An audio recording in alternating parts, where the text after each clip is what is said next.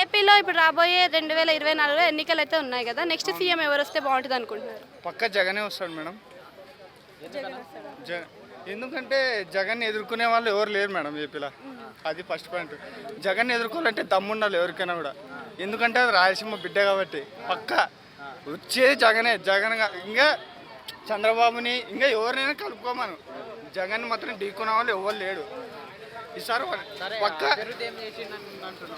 అభివృద్ధి ఏం చేయకపోయినా తెలుస్తుంది ఈసారి. పక్క జనాలు అందరికి ఇస్తున్నాడు. అమ్మ కూడా అంటూ, విద్యా దీవెన అంటూ ప్రతి ఒక్కటి చేస్తున్నాడు. ఆటో వాళ్ళకి డబ్బులు వేస్తున్నాడు. ప్రతి ఒక్కటి అభివృద్ధి చేస్తున్నాడు కాబట్టి పక్క నెక్స్ట్ టైం నా ప్రకారంగా అయితే జగనే వస్తాడు సార్.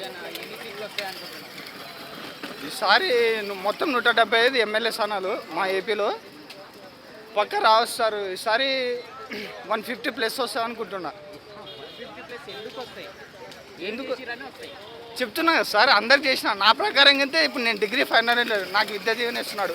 నాకు మా తమ్ముడు ఉన్నాడు, వానికి అమ్మ ఒడి అన్నీ ఇస్తున్నాడు. మా బామ్మడిది ఆటో తోలుతాడు. మా బామ్మడిదే కాదు ఆటో తోలేదు, మొత్తం 10 మంది ఉన్నారు ఆటో తోలే వాళ్ళు. వాళ్ళకి మొత్తం డబ్బులు వేస్తున్నాడు. అంటే మా ప్రకారంగా మమ్మల్ని బాగా చూస్తున్నాడు జగన్. జాబులు ఎందుకు ఇప్పుడు నేను పథకాలే కాదు సార్, పథకాలనే జీవితం కాదు. మనం బతుకుతూ ఉండాలి. మేము వ్యవసాయం చేస్తాం, మొత్తం 5 ఎకరాలు ఉన్నాయి మాకు. మేము బతుకుతూ పోతాం, మాకు కొద్ది సాయం చేస్తుంటాడు అంతే. అదే పథకాలే అంటే ఎవరు బతకడం కష్టం ఇక్కడ. చెప్పలేము సరే సరే. తర్వాత 150 అని చెప్పి వైసీపీ కన్నా అంటే చెప్పలేము. 50 రావచ్చు, అంతకంటే తక్కువ కూడా రావచ్చు అంతే. మళ్ళీ జగనే వచ్చాడు. పక్క జగన్ ఎదుర్కొనేవాడు ఏపీలో ఎవడు లేడు అంతేగా.